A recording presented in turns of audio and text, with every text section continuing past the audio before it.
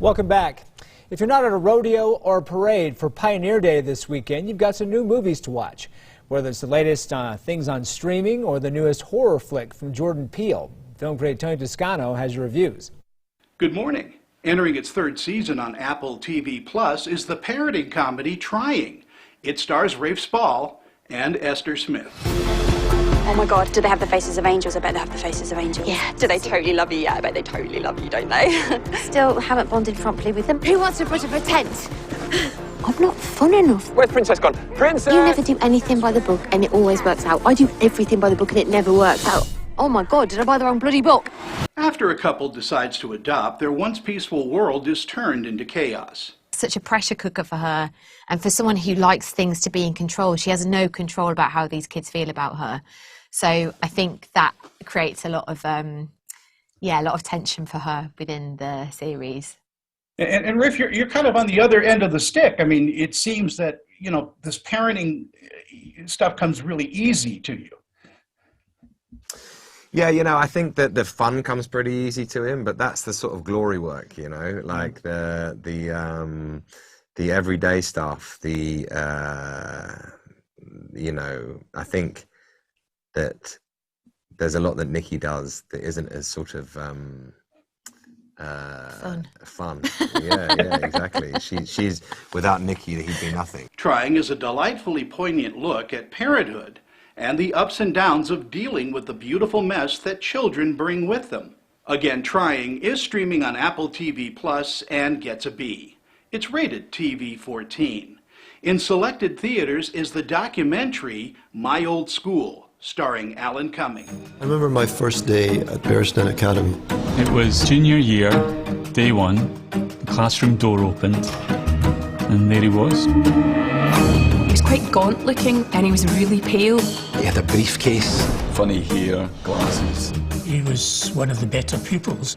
Just an all-round nice guy. One of the pleasures of teaching lies in watching young people grow up. Brandon Lee acts as if he's been a pupil at Bearsden Academy from the very beginning. Hiding in plain sight. That's about the best place you can hide. In 1993, 16-year-old Brandon Lee enrolled at Bearsden Academy. What followed over the next 2 years became the stuff of legend.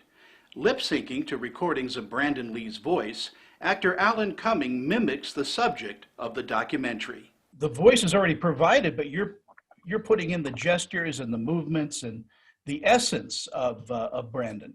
Yes, and I sort of learned a lot about how much someone's voice infuses so much of their energy and their movement and everything else. And I could actually hear on the tape his like little muscles on his, when he smiled or said something, that kind of, all those things. Like I really got very attuned to those, and I realized how much you understand about someone through their voice, even though you don't see them. So for me, it was such an interesting and bizarre exercise. My Old School is an intriguing and entertaining documentary focusing on one of the weirdest true stories.